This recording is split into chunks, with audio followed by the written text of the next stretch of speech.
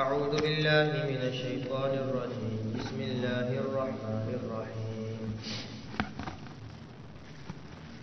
قل هل من شركائكم من يبدأ الخلق ثم يعيده قل الله يبدأ الخلق ثم يعيده فأنى تؤفكون. قل هل من شركائكم من يهدي إلى الحق قل الله يهدي للحق أفمن يهدي إلى الحق أحق أن يتبع أم من لا يهدي إلا أن يهدى فما لكم كيف تحكمون. وما يتبع أكثرهم إلا ظنا إن الظن لا يغني من الحق شيئا إن الله عليم بما يفعلون. صدق اللہ العظیم.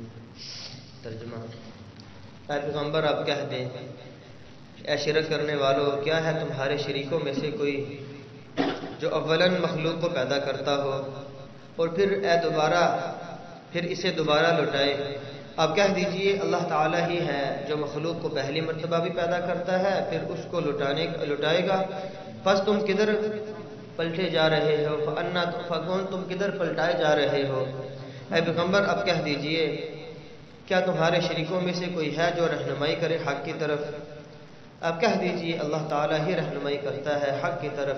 بھلا وہ ہستی جو رہنمائی کرتی ہے حق کی طرف زیادہ حقدار ہے کہ اس کی اتباع کی جائے، یا وہ جو نہیں راہ پاتا مگر یہ کہ اس کو راہ دکھائی جائے؟ بس کیا ہو گیا ہے تمہیں؟ تم کیسا فیصلہ کرتے ہو اور نہیں پیروی کرتے اکثرین میں سے مگر محض گمان کی، اور بے شک گمان نہیں کام دیتا حق کے سامنے کچھ بھی. بے شک اللہ تعالیٰ جاننے والا ہے ان تمام باتوں کو جو یہ کرتے ہیں. آج کا درس بھی جو پچھلی درس کے اندر جو مضمون تھا اس کے ساتھ ربط کھاتا ہے، ملتا جلتا ہے کہ اللہ رب العزت نے اس میں بھی توحید کے اسبات اور شرک کی تردید اور مشرکین کی ذہنی پستی کا ذکر کیا ہے، اور آج بھی اللہ رب العزت نے ان کی ذہنی پستی کا ذکر کیا ہے کہ ان کے پاس بالکل دلائل نہیں ہے، صرف اٹکل پچو اور ذہنی خیالات کے اوپر ہی وہ اپنے دین کو جمائے بیٹھے ہیں، اپنے عقیدے کو جمائے بیٹھے ہیں.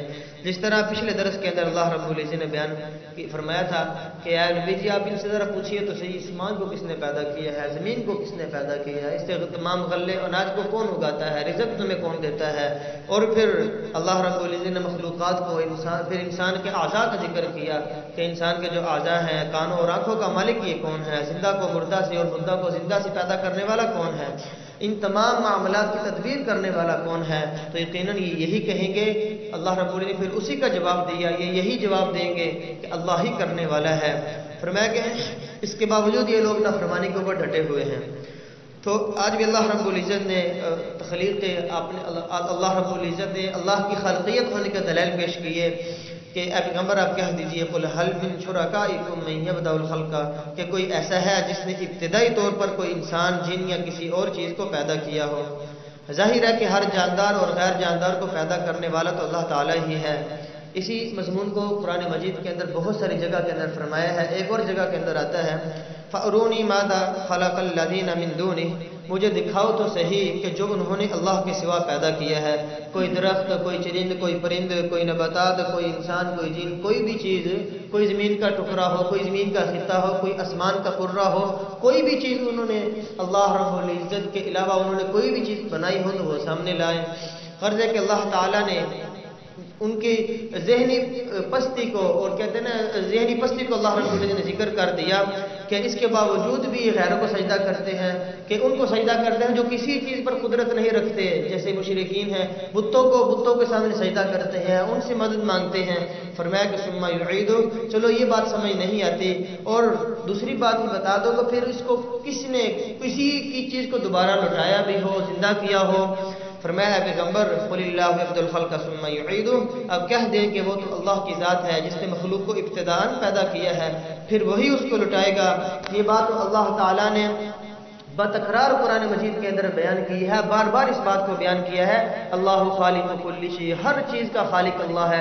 پہلی دفعہ بھی انسانوں کو اللہ نہیں پیدا کیا جب کوئی وجود نہیں تھا، اس کائنات کا کوئی وجود نہیں تھا، اللہ رب العزت نے بنایا، ثم یعید، پھر دوبارہ ہی اللہ رب العزت لوٹائے گا، ثم یمیتکم، ایک آیت کے اندر آتا ہے ثم یمیتکم، دوبارہ مارے گا بھی اللہ رب العزت، ثم یعید ثم یحییکم، پھر دوبارہ اللہ ہی زندہ کرے گا، ثم الیہ ترجعون، پھر تم سب کو اللہ ہی کی طرف لوٹ کر جانا ہے، تم سب کو لوٹایا جائے گا اللہ ہی کی طرف۔ فأنا تؤفکون، فرمایا کہ اگر حقیقت یہی ہے، فأنا تؤفکون، تم کدھر پلٹائے جا رہے ہو، کدھر منہ کر کے تم چل پڑے ہو، تم صرف ذہنی اپنے ذہن کو مطمئن کرنے کے لیے چل پڑے ہو، حقیقت کے اندر تم نہیں دیکھتے کہ حقیقی رستہ کون سا ہے، رہنمائی حقیقی کون سی ہے۔ قرآن مجید کے اندر شروع سے اعلان کر دیا، ذالک الکتاب لا ریب فیہ، یہ کتاب جس کے اندر کوئی شک نہیں، ھدی للمتقین، یہ ان لوگوں کے لیے ہدایت ہے جو اللہ سے ڈرنے والے ہیں، جن کے دل کے اندر اللہ کا خوف کچھ نہ کچھ ہے۔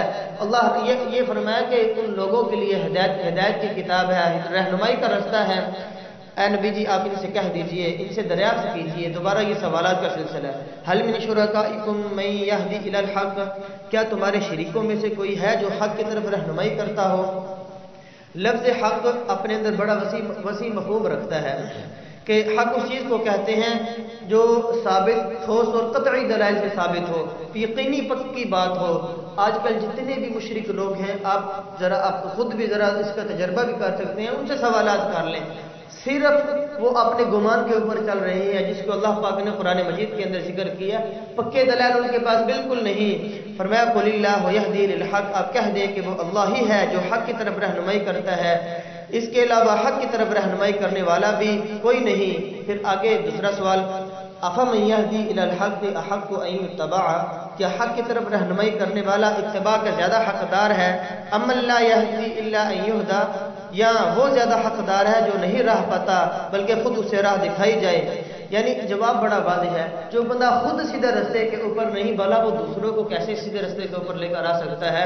آج کل ہمارا جو معاشرہ ہے، ہمارے جتنے بھی لوگ ہیں، آپ سارے اس کے اندر شریک ہیں، آج کل کون سے ان کے پیر ہیں؟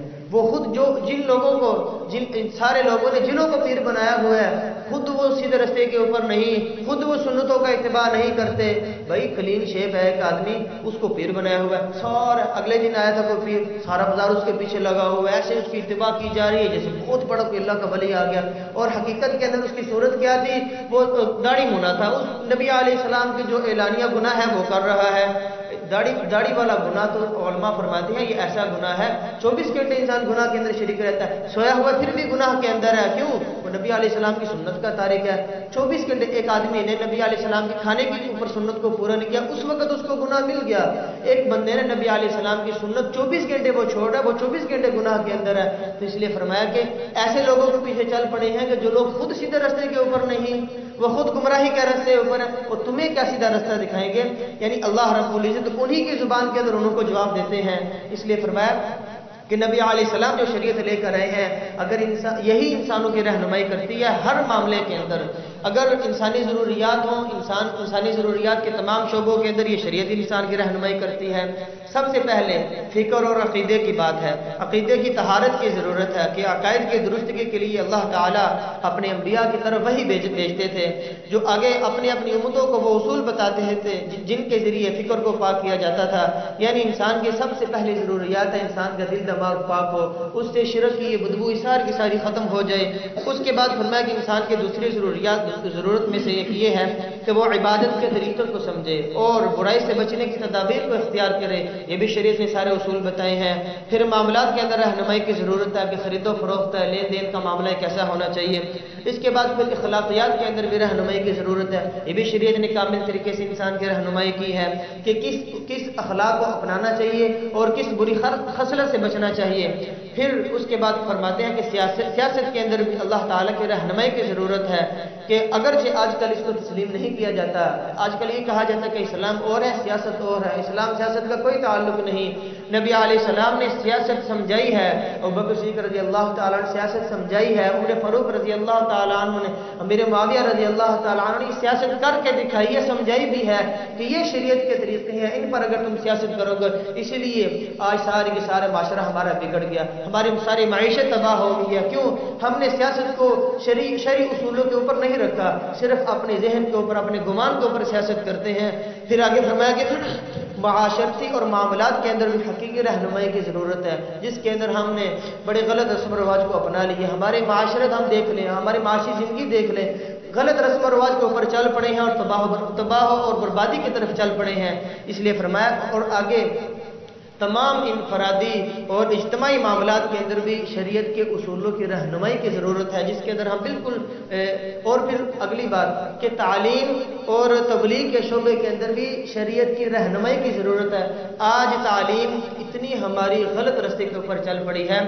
دیکھو دین کی تعلیم تو ایک علیحدہ چیز ہے، ہماری دنیا ایجوکیشن کا جو معاملہ ہے، کو ایجوکیشن کا جو معاملہ ہے، روزانہ کل رات کو ایک واقعہ پھر پیش آ گیا ہے، ایک لڑکی کے ساتھ لاہور کے اندر پھر پیش آ گیا۔ روزانہ واقعات سننے کو اگر آدمی ان واقعات کو روزانہ سنے تو دل کرتا ہے انسان خون کے آنسو روئے۔ تو میرے محترم بھائیو، ان ساری چیزوں کے اندر ہم قرآن مجید کے اندر ہے نا کہ ایاک نعبد و ایاک نستعین اہدنا الصراط المستقیم، کہ یا اللہ ہمیں تو سیدھے راستے کی ہدایت عطا فرما۔ بھائی وہ سیدھا راستہ کون ہے؟ اگر ہم خود کوشش کریں کہ ہم نے ہر معاملے کے اندر سیدھے راستے کے رہنمائی، سیدھے راستے کے اوپر چلنا ہے، ضرور اللہ تعالیٰ اس کو رہنمائی عطا فرماتے ہیں۔